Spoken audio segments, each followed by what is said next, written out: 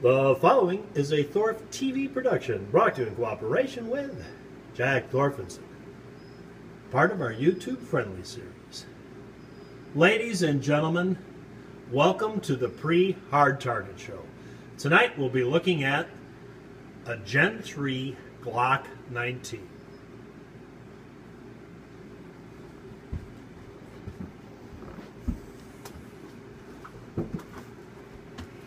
Well, let's get this show started off right with my New Mexico sharpshooter Cocoa Cup. Yeah, the New Mexico sharpshooter sent me from my Cocoa to the sunny slopes of long ago.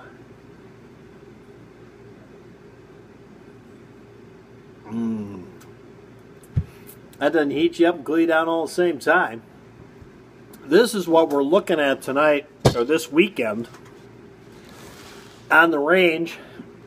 And I know we've had a few Glocks on the range for the last, it's actually been, this will be the 15th week we've done our show on the new shooting range with those beautiful steel hard targets made by Hard Target. Yeah, those AR 500 steel hard targets.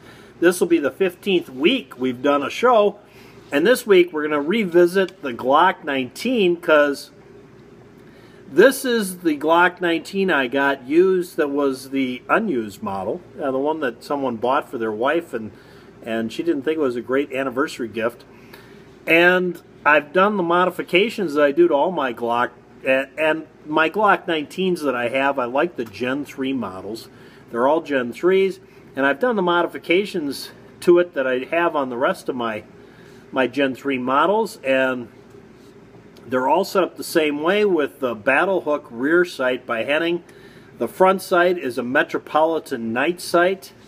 It's got a New York 2 trigger in it. It has an extended mag release that is a Glock part, and it has the mag pull magazine well. They're all set up identically, and we're going to shoot this weekend because this is the one that came with different sights on the top, and I finally got this set up like the rest, so I need to go down and shoot it anyways to make sure I've got the sights set up correctly, the rear sight set in the right position, make sure it's zeroed in. So we're going to shoot this weekend, and we're going to talk a little bit about the Glock 19. Yeah, there you go. And that's my system. This is one of the guns in my system. And it's very important to have a system. And this is a primary sidearm in my system. The Glock 19, 9mm, 15-round magazine. And it's one I back up because it is a primary gun. So we're going to talk about that, and we're going to shoot it this weekend on the Hard Target range at those beautiful AR 500 steel hard targets from Hard Target. Yeah. And I think you're going to enjoy it because the weather's supposed to be, no, seriously, the weather's supposed to be good. There's supposed to be a warm front moving in. We may get a little snow, we don't know, but it should be a warm front. We should pick up like 30 degrees on that day. And I'm getting kind of excited about that because, yeah, quite frankly, this negative 20 degree weather, it was negative 26 degrees the other day when I got up. Yeah. Oh yeah, this is getting old, but even worse than that is it's such a roller coaster ride. It comes and lasts for a week and a half. Actually, it goes like that. Yeah, it comes and lasts for a week and a half. Then we get warm weather, and then it goes right back again into the dumpster.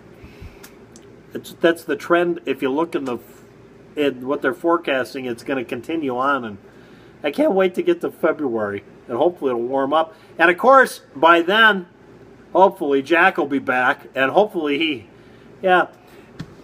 And you won't believe this story. I got a phone call the other night at 2 in the morning. And it was from Jack. And Jack he was in Oklahoma City, and he said he was getting a free meal. And I said, really, Jack, how are you getting a free meal? And he said, they have a 72-ounce steak here. All you have to do is eat it all, and it's free. And I said, well, Jack, you know you have to eat everything they bring in the plate. And he says, well, what could they bring on the plate besides 72-ounce steak is huge. I said, Jack, they're going to bring potatoes. You're going to have bread. There'll be a salad, and you got to eat everything because, quite frankly, just between you and me, Jack never touches anything but the meat. Yeah, he just turns his nose up at everything else. And he's, well, I can do it. I can do it. And then he hung up on me. He was kind of angry, I think. Yeah, apparently he's made it to what was I say, Oklahoma City? Was it? No, Amarillo. That's what it was. Amarillo, Texas is where he was having that steak. Yeah, remember now. I think. You thought it was Oklahoma City. Anyway, it doesn't matter. He's on his way. He's going to get there, I'm sure. And hopefully, because we all know what's going to happen. You know, even though I've asked El Tenda, and El Tenda says he'll watch out for him and try to keep him on the straight and narrow. You know, even with that, I know what's going to happen. You know he's going to gamble. You just know he is. Yeah. So what I did before Jack left, I took it. He has this little Gelco ankle. I'm not sure what they call that, but a little ankle wallet he carries that he keeps his extra credit cards in and stuff, and I took them all out. I left them. I put some cash in there for him, but yeah, he's only got one credit card in his wallet. I took his extra credit cards out because he's not going to max himself out like he did last year and hitch a ride home with who knows. He's lucky that guy picked him up last year. So there you go, guys. That's the pre-hard target show for tonight.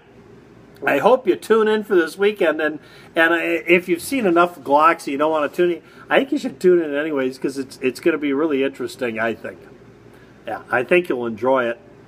We'll leave it at that. Till next time, for Mr. Holster and Jack, who's out having the time of his life, and the guy deserves it. He works so hard for his country. He deserves to go down there and have the time of his life, I say. Go out and stay safe.